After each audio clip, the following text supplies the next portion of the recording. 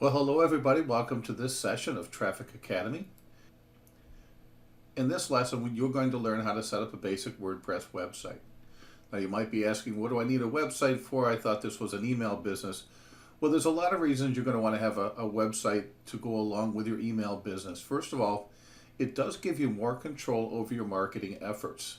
This allows you to set up other campaigns, different pages, as well as give yourself a little bit more credibility in the marketplace. When people start to find out who you are, they're going to want to look you up. And again, most people use a business website as more of almost a business card. So it's really a good idea to have one. Besides that, it also gives you a little bit of a footing in the search engines.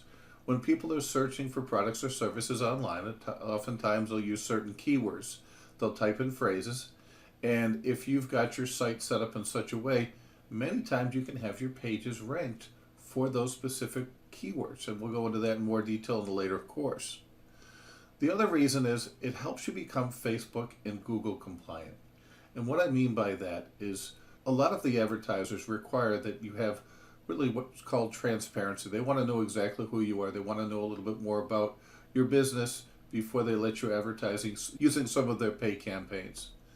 So it's always a good idea to set yourself up in such a way that you can use all of the different advertising platforms available to you, including Facebook and Google, because they can really drive quite a bit of traffic to your website. So you want to be prepared for when your business is ready that you can ramp up and actually accept and start taking traffic from those sources.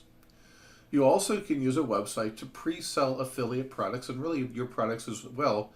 Because when people come to your page, if you've got the content set up in such a way that it really offers really good reasons why a specific product or solution is better than the rest, at the end of that content, you can drive people back over to a landing page, to a product page.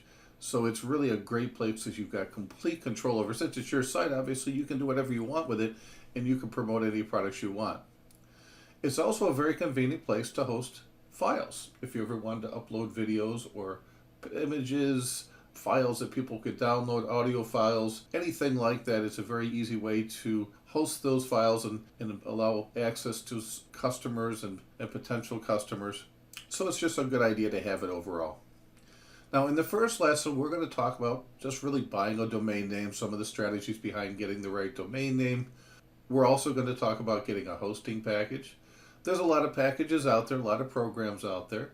I'm going to walk through HostGator, though there's Bluehost and WestHost and GoDaddy, all of the different programs out there. I'm just going to keep it simple. You can use whatever program or whatever hosting service you prefer, but I just want to be able to give you at least one place you can go to easily. Most of them are all set up the same, so what I show you here in this lesson, you'll be able to apply to any of the other services as well. We're going to explain how to appoint your DNS, which stands for Domain Name Server. And what that means, if you buy your domain name over at GoDaddy, but you're hosting over at HostGator, you need to be able to tell the domain services where exactly your website is. And I'm going to show you how to do that. That's a very, very simple 1-2 step. And then after that, all we have to do is install our WordPress website. So that's really the first lesson we're going to go through. Lesson number 2. That will really start with a walkthrough of WordPress, how it works, what to look for, how the dashboard's set up, give you just an overview of the program and how it works and some of the ways that you can use it to your advantage.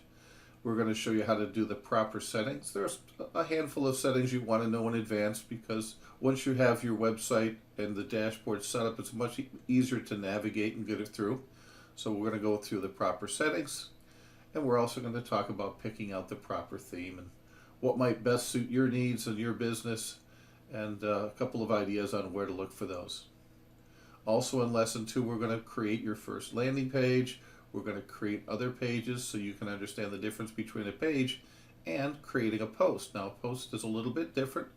A page is something that's more permanent. Once you put it on your website, it's static. It stays where it is. But a post actually is more of a collection of ideas and content, so that every time you create a new post, it pushes the previous one down.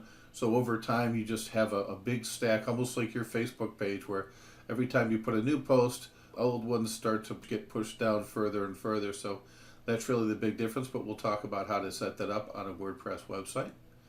And we're also going to set up your main pages. There's a few that you really should have, a handful that, once again, are required by some of the advertisers like Facebook and Google, as well as just making sure that people can find you and get to you and give you an overview of some of the main pages you need to set up. Also, lesson 3 and 4, we're going to cover the basic plugins. For those that aren't familiar with plugins are tools that you can go out and get. Most of them are free, some of them are paid.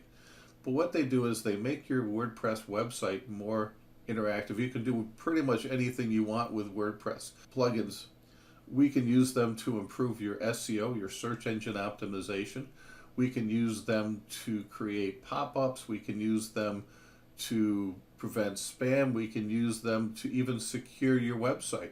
There are so many thousands and thousands of different plugins that they really are what make WordPress one of the best platforms for beginners to use, because if you have a problem, there's a plugin for that.